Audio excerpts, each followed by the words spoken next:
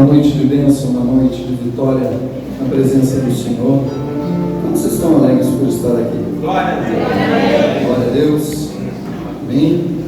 Alguns não puderam estar, mas eu creio que você está orando por essas vidas. Eu quero te convidar a você abrir a palavra do Senhor em 2 Crônicas 28, verso de 1 a 5. 2 Crônicas 28.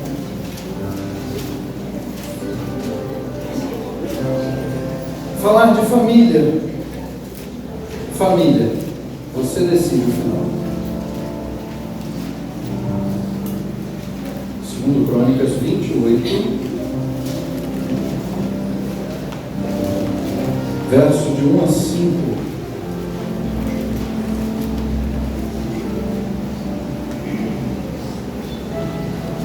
E diz assim a palavra do Senhor em 2 Crônicas 28, de 1 a 5.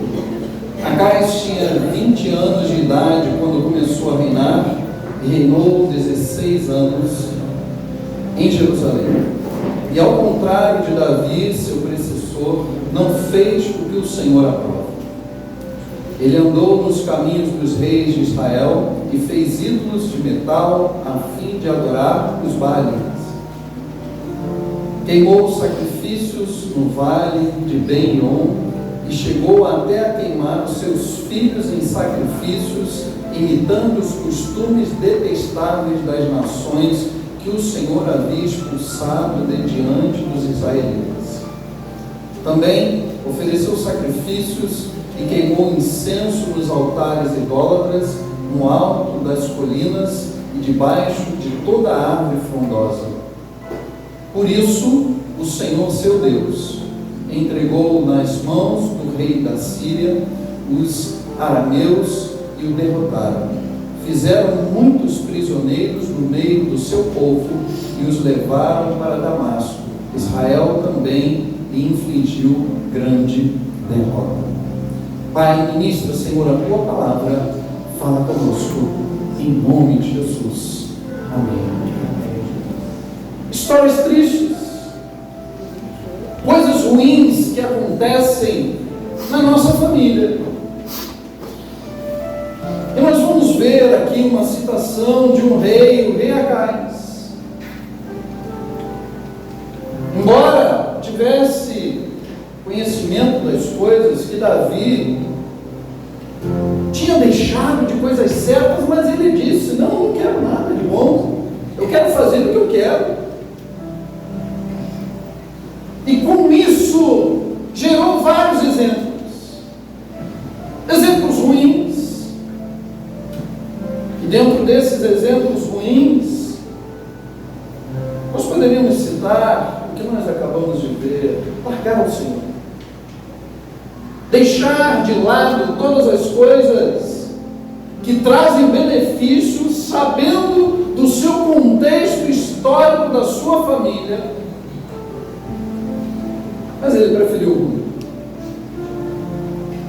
Porque família, você é que decide o final.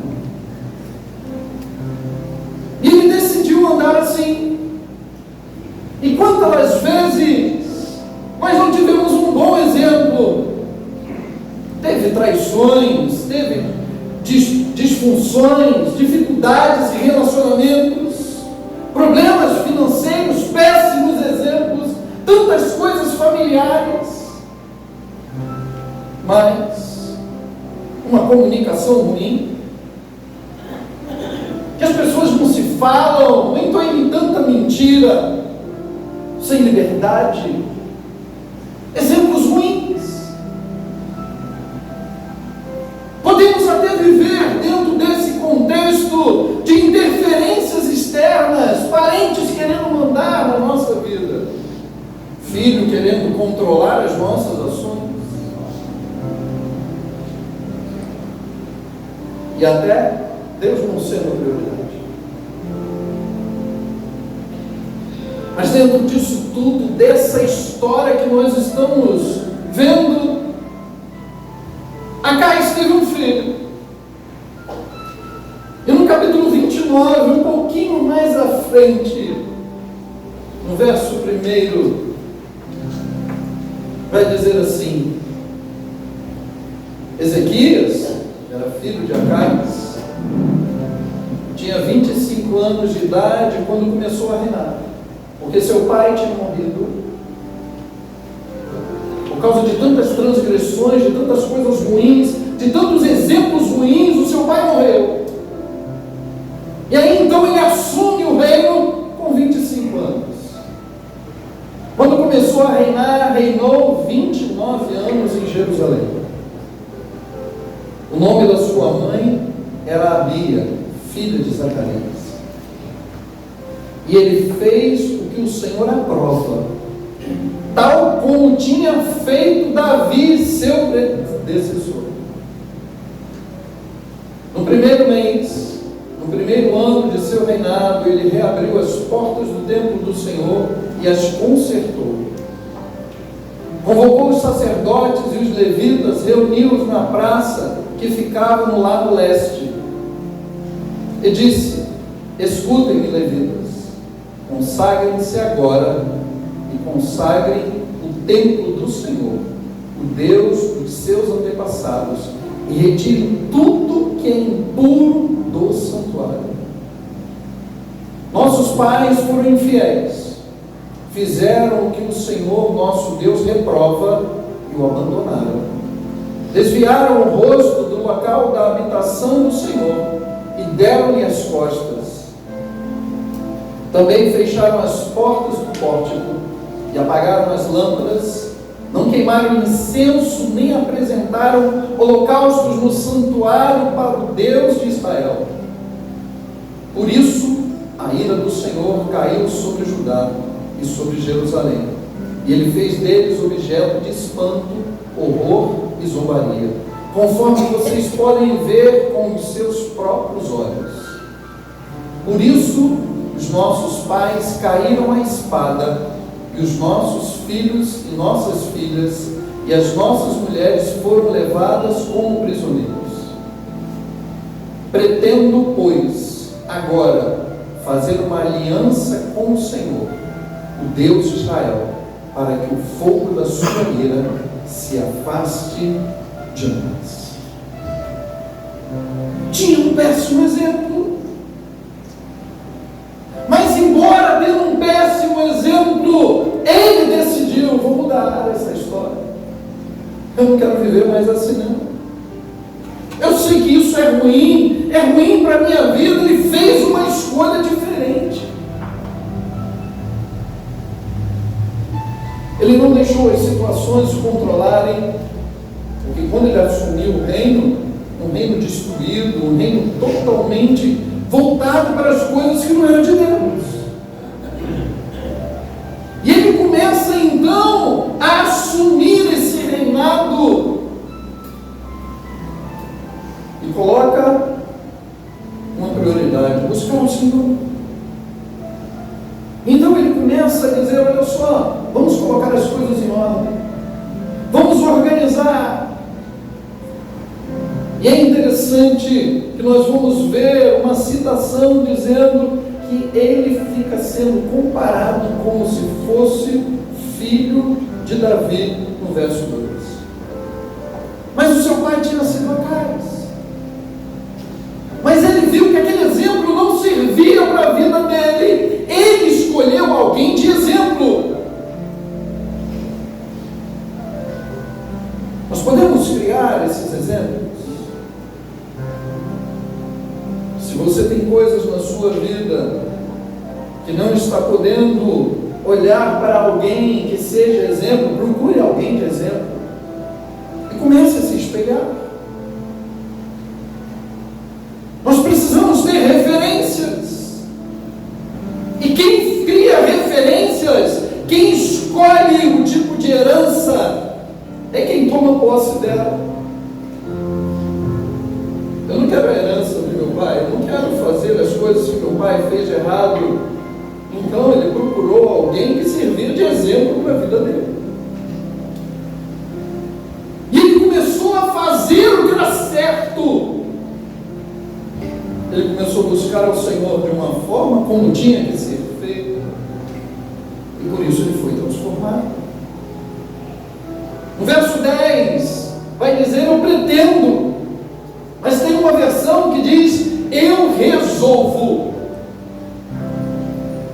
Porque quando eu estou resolvido, quando eu estou bem, eu não vou ficar ouvindo vozes, eu não vou ficar aceitando opiniões, porque eu sei o que eu quero.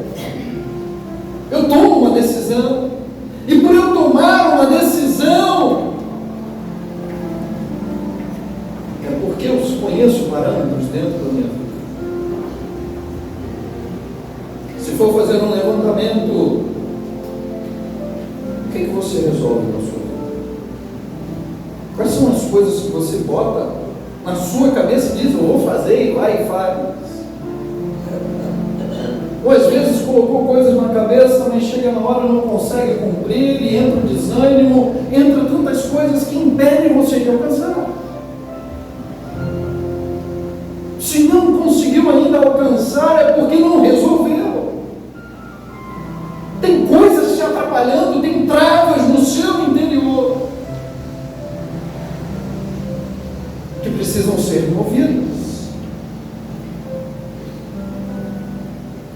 Ezequias, então, começa a consertar todas as coisas. E por ele começar a consertar todas as coisas, ele resolve, e nós vamos ver isso no verso 3, se tem que mudar, eu tenho que mudar agora. No primeiro mês do primeiro ano do seu reinado. Eu não vou deixar para depois coisas que eu preciso mudar agora, coisas que eu sei que precisam ser tiradas, arrancadas, acertadas na minha vida. Um dos maiores males que nós temos encontrado se chama procrastinação. Mas a procrastinação, um dos itens que acontece é perda de foco. Se eu não tenho foco, se eu não sei aonde eu quero chegar, qualquer lugar serve. E por isso eu paro. E por isso que eu deixo para fazer depois. Porque eu ainda não estou resolvido. Porque eu ainda não me coloco como Deus quer. Ezequias então se levanta e começa a buscar o Senhor, começa a acertar todas as coisas, a consertar o que o seu pai tinha destruído. Porque ele não destruiu só para ele, destruiu toda uma nação. Quantos tinham sido prisioneiros? E quantas coisas acontecem assim? Às vezes o líder da casa faz coisas que colocam todo mundo como prisioneiros. Passam por tantas dificuldades, tantos problemas que não precisavam ser passados. Mas família, eu decido o final. Eu tenho escolha. Eu sei que isso não serve, então não quero para mim. E por eu não querer para mim, eu começo a consertar. E se eu começo a consertar, eu preciso ter um parâmetro para consertar. Conhecereis a verdade, e essa verdade te liberta. Ela te transforma, ela cria meios para que você prossiga. Qual é o nível de intimidade que eu escolho com Deus? Porque eu posso ter alguns níveis. Existem diversos tipos de níveis, e dentro desses níveis, eu posso escolher ter um nível de intimidade com Deus somente de ouvir falar. Mas se eu quiser me achegar um pouquinho mais para Deus, eu posso pelo menos falar: oi Deus, bom dia, oi. Mas se eu quiser um nível um pouquinho maior, eu começo a orar, a buscar. Mas a Bíblia vai dizer que o nosso nível de intimidade com Deus tem que ser tal como marido e mulher. Porque ele chega a fazer essa referência entre o noivo e a noiva. entre Cristo e a igreja, entre esta cumplicidade, eles interagirem e entenderem que um precisa do outro. Mas quanto mais nós buscamos,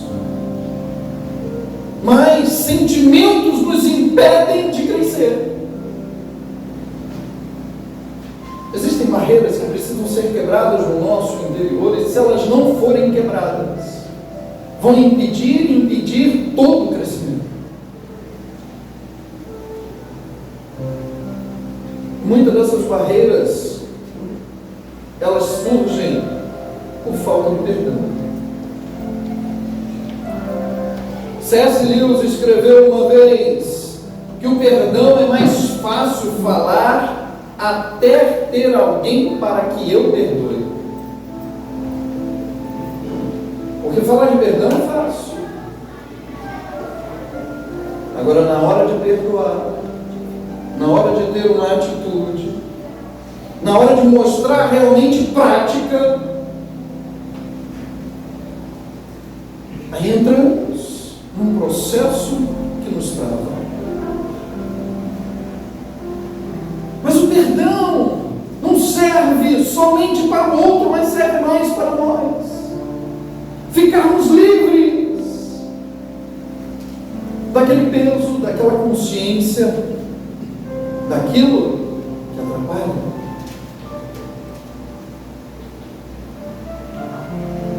Em Tiago vai declarar que o perdão traz cura, libertação, mas nós precisamos confessar, liberar. E esse confessar é para nos limpar. Assim como Ezequias disse, colocar em ordem a casa do Senhor. Coloquem em ordem, façam a limpeza necessária, organizem de novo as turmas. Porque Deus não habita em templos sujos. Deus quer que limpemos o nosso coração, e o nosso coração só pode ser limpo através da palavra. Porque essa palavra, quando enche, transforma. Fazer concertos.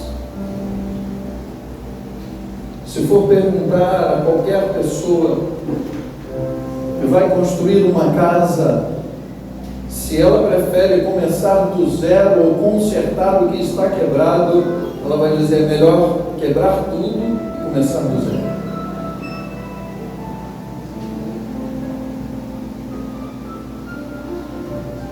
E se nós formos ver isso, certo dia o Senhor falou para o profeta, diz assim: Jeremias, desce lá na casa do olheiro, porque eu quero falar contigo. Deus usa situações do nosso dia a dia para falar conosco. Jeremias desceu, ele foi para lá. Só que chegando lá, ele viu o olheiro trabalhando no vaso, ele estava ficando quase pronto, de repente, o vaso se estraga. E aí ele para e tem que começar do zero. Existem fases do vaso. Existe a fase da limpeza, que é quando você pega o barro para fazer o vaso.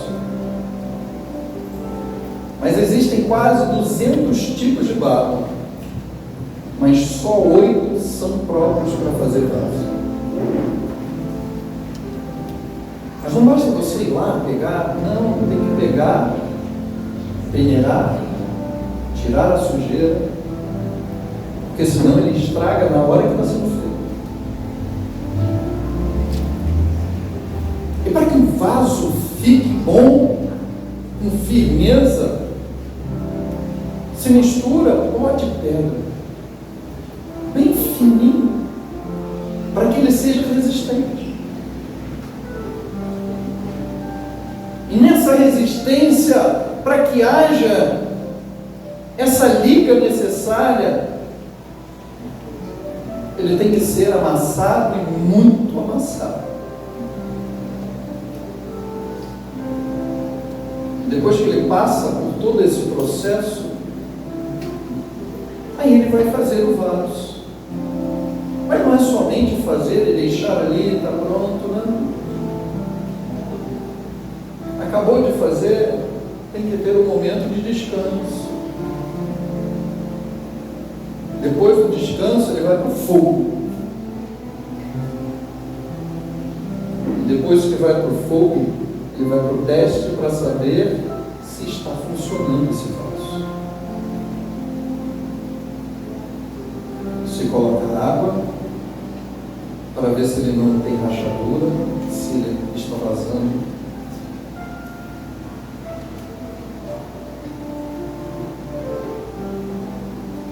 Porque se o vaso estiver rachado ou vazando, ele tem que ser quebrado e refeito tudo de novo. São processos. Mas esses processos nos dão crescimento. Às vezes, familiarmente, passamos por processos e às vezes não entendemos por que passamos isso.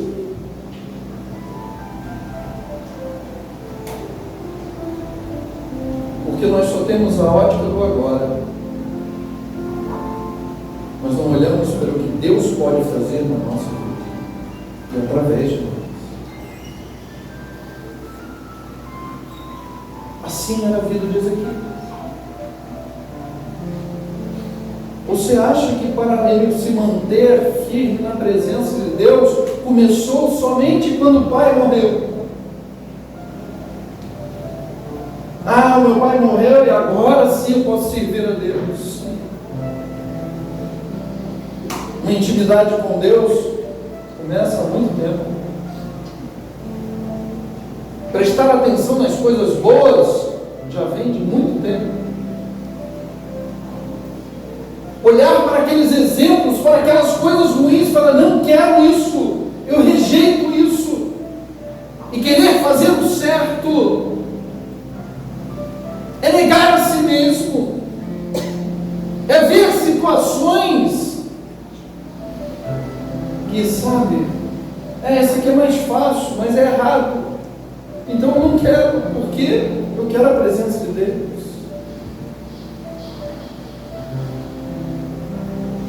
E ele já tinha 25 anos quando começou a reinar.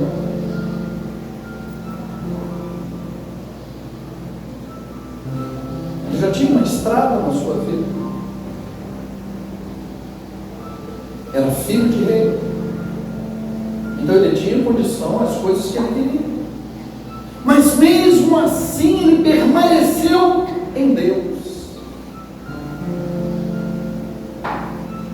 Ele queria ser diferente. Porque família, no final, quem escolhe somos nós. Exemplos ruins nós podemos até ter em família. Mas a mudança cabe a nós. O final nós podemos dizer o que eu quero, como eu quero ser.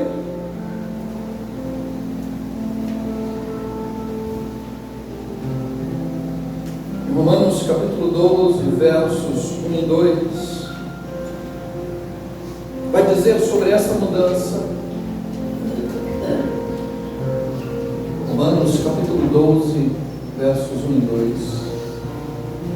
Portanto, irmãos, rogo pelas misericórdias de Deus que se ofereçam em sacrifício vivo, santo e agradável a Deus.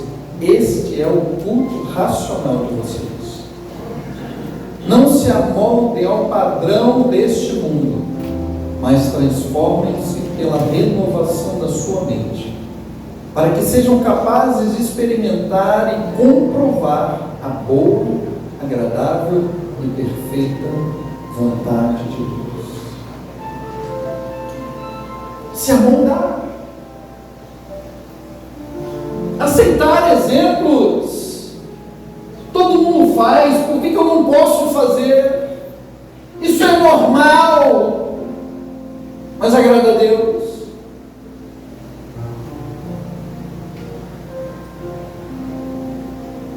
Porque quando agradamos a Deus, nós nos preocupamos em transformar a nossa mente. Renovar a nossa mente.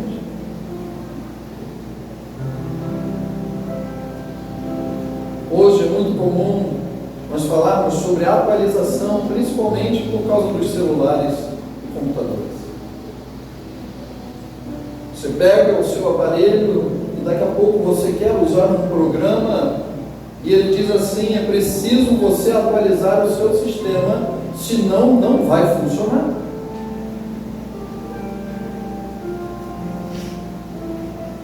E é mais ou menos isso dentro das coisas de Deus. Ou você se atualiza nas coisas de Deus, ou você não vai poder funcionar como Ele quer que você funcione. Mas como eu faço para me atualizar? Como eu faço para não deixar as coisas virem sobre a minha vida e impedirem de eu alcançar o que eu preciso e o que eu quero? Porque todos nós queremos coisas boas, mas não conseguimos alcançar porque não estabelecemos padrões, o padrão de Deus para a nossa vida. Porque um padrão que nós podemos ver dentro da palavra do Senhor é amar a Deus sobre todas as coisas.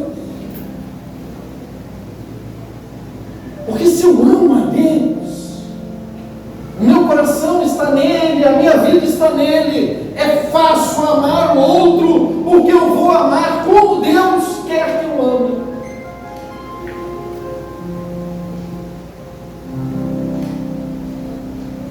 Amar ao próximo, porque eu estou me amando, não é ser egoísta, mas eu me amar, eu me preservar, querer sempre fazer o que é certo. Amar o outro é fácil. E por eu estar buscando tanto a Deus, eu amo a minha esposa, o marido ama a esposa, acontece o respeito, a educação, a obediência, a comunhão com Deus, ajusta esse amor. E esse amor é ajustado, e ele é qualificado quando tem o conhecimento e a prática da palavra. Esta palavra transforma a prática da palavra, e dentro dessa prática, buscar a presença de Deus é necessário para nós crescermos. Nós precisamos crescer, porque não adianta. Quantas coisas nós podemos fazer, mas se não crescermos na graça e no conhecimento, não conseguiremos fazer nada. Será só mais uma atividade. Vir à igreja virá somente um ritual. Orar vai ser para cumprir algumas metas. Ler a palavra é só para ter um pouquinho mais de conhecimento. Porque quando eu busco a palavra, quando eu creio em Deus, eu busco esse conhecimento, mas com prática. O que faz a diferença na nossa vida, mudança real e verdadeira, não é o quanto eu conheço, mas é o quanto eu pratico. E foi assim na vida de Ezequias. Ele sabia dos erros, sabia das coisas erradas que o pai fazia, e toda a nação estava fazendo, mas ele decidiu buscar pelas coisas de Deus e praticar as coisas de Deus. E isso trouxe mudança. A intimidade com o Espírito Santo foi real. Porque o Espírito Santo convence o quê? O homem do pecado, da justiça e do juízo. Então ele começou a ser diferente, porque ele buscava a presença de Deus. E para nós buscarmos a presença de Deus,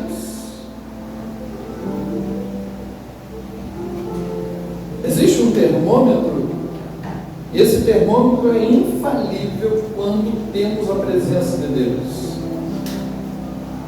Está lá em Gálatas 5:22. O fruto do Espírito,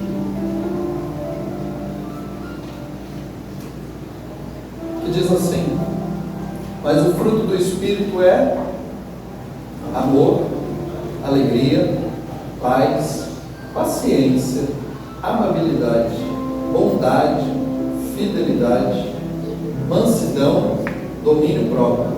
Contra essas coisas não há o quê?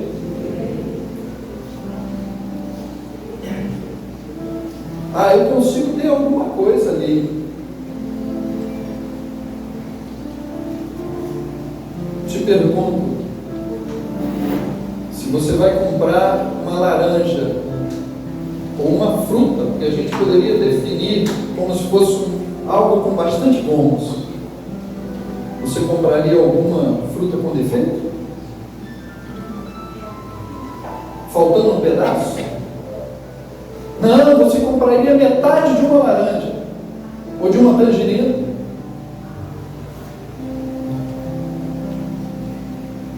Assim também somos nós na presença de Deus. Não tem como ter metade. Ou temos ou não temos. E nesse ponto nós precisamos crescer. E esse crescimento tem que ser real, não pode ser algo abstrato. A presença de Deus precisa ser real na nossa vida. Porque quanto mais buscamos ao Senhor, mais a nossa visão se abre. Conseguimos olhar para as situações e dizer: não, isso aí eu não quero, não, isso aqui eu quero para a minha vida, não, isso aqui não. Assim foi a vida de Ezequias. Ezequias estava buscando a presença do Senhor, estava sendo instruído pelo Senhor. E nessa instrução, ele pôde mudar. Mas eu te pergunto, qual é a sua escolha? Porque todos nós fazemos uma escolha.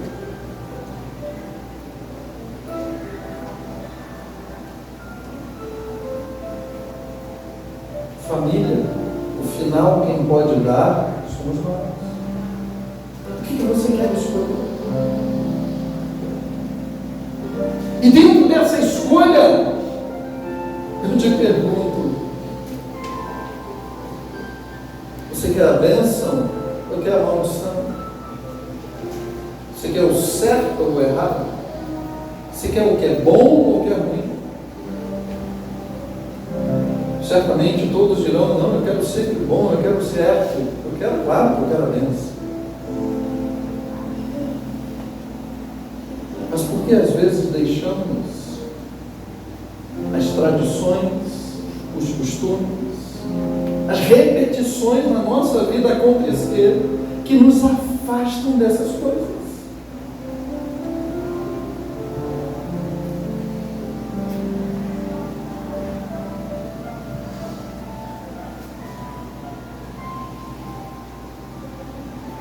Quando nós vamos ler dentro da palavra, nós vamos encontrar um contexto de bênção.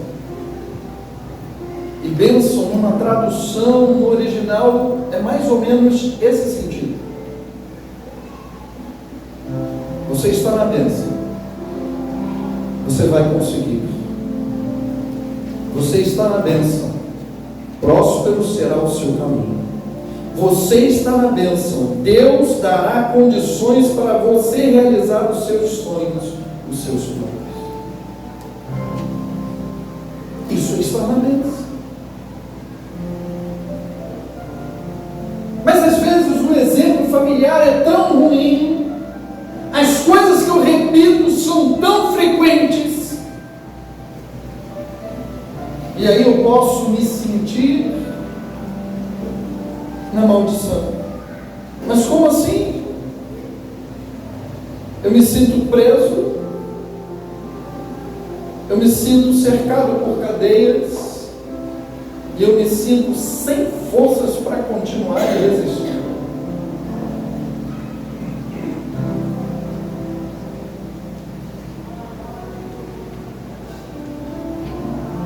Então, o que podemos fazer? O que podemos escolher? Então, não, eu quero a bênção. Mas eu preciso ter atitude. Porque se eu não tiver uma atitude, eu não alcanço a bênção.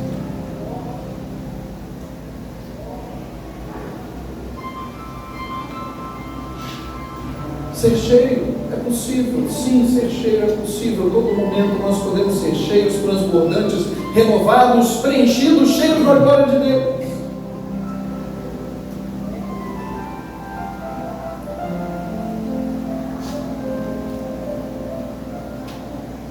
Certo dia, conta que o mestre foi ensinar ao menino. Menino, olha só, eu quero que você aprenda um ensinamento. Só que nesse ensinamento, você tem aquele cesto ali, e você vai ter que ir lá no rio e trazer água para encher essa vasilha aqui com aquele cesto. O menino, para obedecer o mestre, foi. Encheu o cesto e trouxe, mas chegou no meio do caminho e já não tinha mais água nenhuma. Voltou de novo, ficou assim várias e várias vezes. Depois ele, de tão cansado, ele chegou para o mestre e falou: mestre, olha só, não dá. O que o senhor quer é impossível. O que o senhor está me pedindo, trazer água nesse cesto, é impossível, porque eu já tentei. Então o mestre olhou para ele e começou a dizer: por que é impossível? E começou a colocar o menino a pensar: é porque o cesto tem muitos buracos. Então o problema está sendo os buracos. Então, se não tiver buracos, eu consigo pegar água e trazer e encher a vasilha que eu preciso. Sim, consegue. Então tá bom, senta aqui que eu vou conversar contigo, então te explicar. Muitas das vezes a nossa vida tem esses buracos, tá? Mas como assim? Perguntou a criança. São coisas que nós abrimos as brechas, que não tapamos de uma forma correta. São aqueles rompantes, aquelas ideias malucas, aquelas coisas atravessadas. Isso tudo são brechas, que quando colocar água aí dentro, ela não permanece porque esvazia, porque são tantas coisas que fazem com que aquela água não permaneça, que só te estressa, te irrita e te cansa. E aí ele começou a falar sobre as coisas de Deus. Sabe, porque muitas das vezes você não consegue se encher, ser pleno nas coisas de Deus, é porque tem muita brecha. coisas que você tem que tapar, parar de fazer. Tem coisas que você tem que mudar de vida e você não muda. Então isso te impede de você ser cheio. E ele então começou a falar realmente, então a partir de hoje eu quero mudar de vida.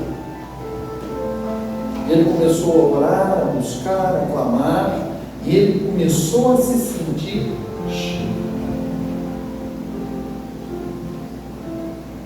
Existem coisas que impedem a nossa vida de ser cheia.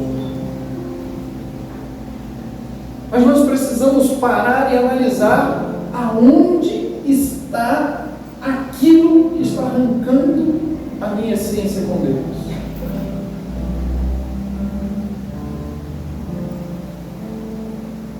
Dentro desse texto nós vamos ver que Ezequias fez a mesma coisa. Sabe, a nação está assim, em ruínas. Sabe, porque minha vida não está boa, tantos problemas, tantas coisas ruins. É porque eu me afastei de Deus, é porque essa nação se afastou de Deus, é porque a minha família se afastou de Deus, é porque eu afastei de Deus. Eu estou tão afastado das coisas de Deus que eu faço tudo como ritual. Eu não faço mais por prazer, eu faço simplesmente para cumprir uma obrigação.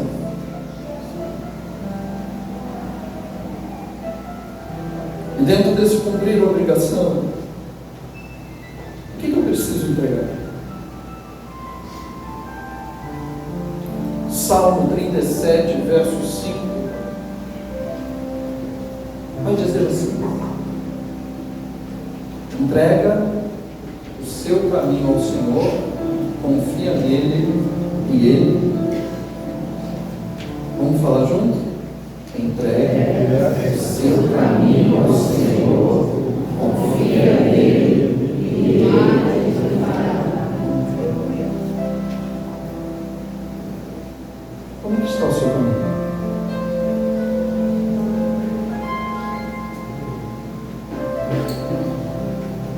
Caminho, em alguns momentos, podem ser ensinamentos. O modo como você foi orientado para seguir.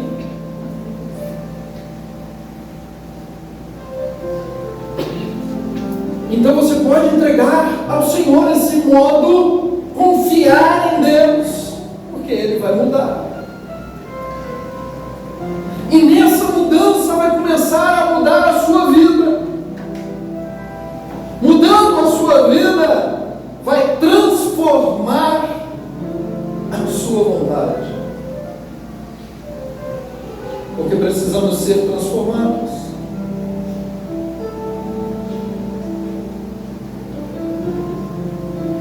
A vontade é algo muito interessante. Tem vezes que nós sentimos vontade de determinadas coisas, mas quando nós alcançamos aquilo, perdemos a vontade.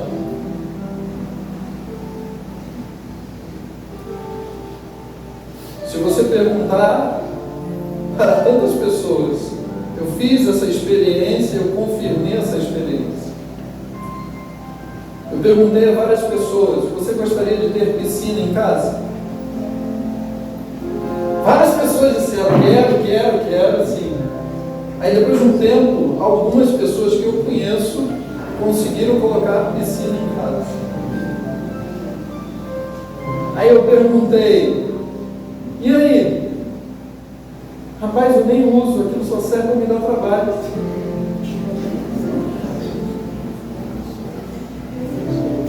Serve mais para os outros virem na minha casa do que para mim mesmo.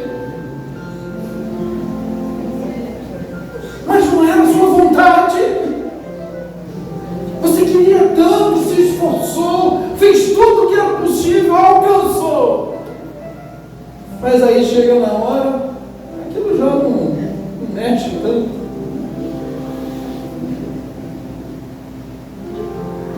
E quantas coisas na nossa vida acontecem desse jeito?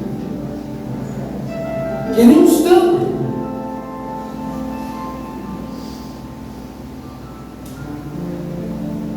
somos movidos, somos mexidos por tantas vontades, mas geralmente a vontade do outro.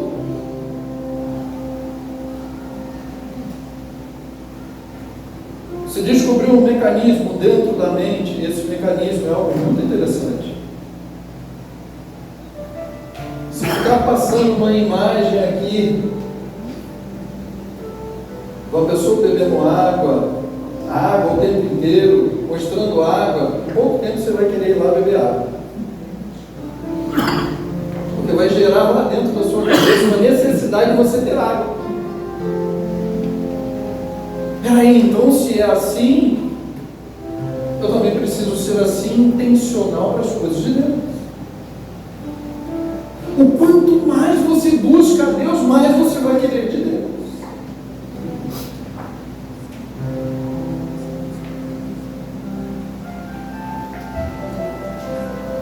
Como diz o nosso irmão Frank, não vou pedir para levantar a mão não, mas eu vou fazer a pergunta. Quantos aqui já leram a Bíblia pelo menos uma vez?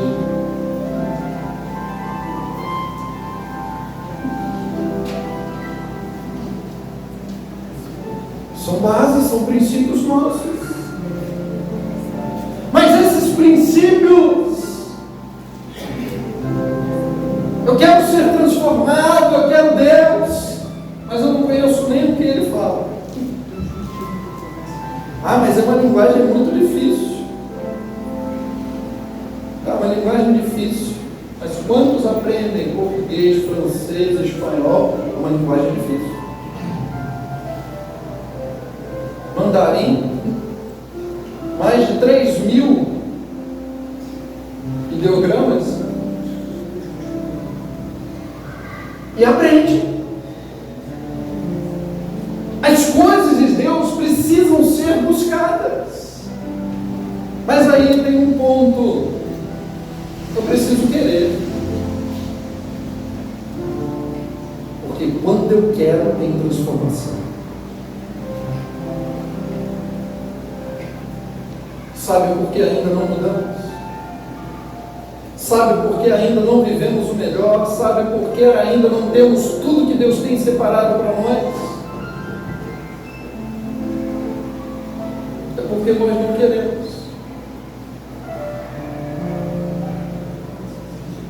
Que a palavra mesmo vai mostrar esse contexto. Quando eu quero, quando eu coloco a minha vontade junto com a vontade de Deus, as coisas se realizam na minha vida.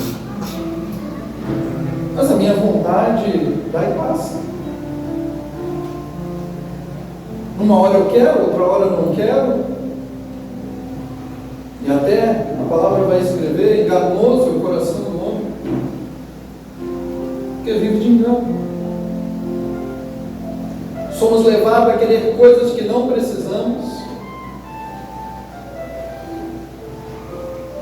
todos os dias. Você acha por que o celular alcançou o nível que nós temos hoje? Porque tem imagem. Nosso visual. Se nós montamos uma imagem, nós alcançamos aquela imagem. E eu te pergunto, que imagem você tem de você? Como que você se vê? Porque Ezequias olhava para ele e dizia: não quero a mesma imagem do meu pai na minha vida, não. Eu não quero copiar aqueles erros, tudo que ele fez. Eu não quero mais aquilo na minha vida, não.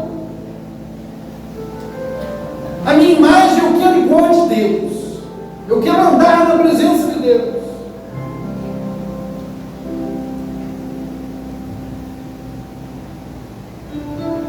E como nós lemos lá no verso 10, ele resolveu fazer uma aliança com o Senhor.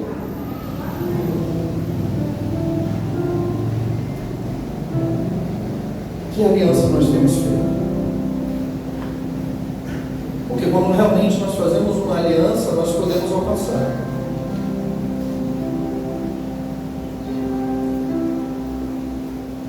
Lamentações 3:21. Lamentações 3:21 diz assim: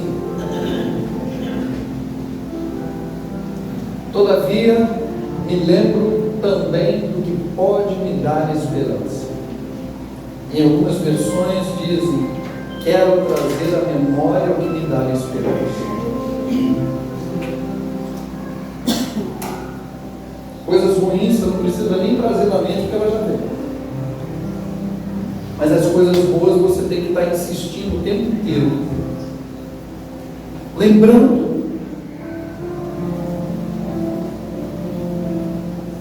Quantas coisas você já passou terríveis e o Senhor te guardou, te protegeu, te deu vitória. E às vezes surgem coisas pequenas e você pensa em desistir, e coisas maiores você conseguiu passar. Por isso que temos que trazer à memória o que nos dá esperança. A esperança no Senhor, ela vai preencher a nossa vida em todas as áreas e vai nos dar um rumo. Nós vamos ser cheios, transbordantes. E nesse transbordar, família, você escolhe o final.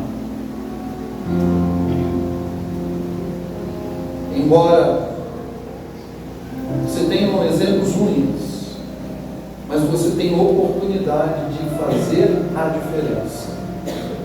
Mas você precisa fazer essa diferença. E para fazer essa diferença, você tem que buscar o Senhor em primeiro lugar. Você tem que buscar a sua palavra, o entendimento. E através da sua palavra buscar a prática. E através dessa prática você tem que buscar a intimidade com o Espírito Santo. E de tanto buscar, você vai começar a vigiar de uma forma diferenciada orando. E vai alcançar resultados. E esses resultados porque você escolhe o final. E para você escolher o final, você tem que ser sarado. E nós podemos ser sarados, transformados pela presença do Senhor.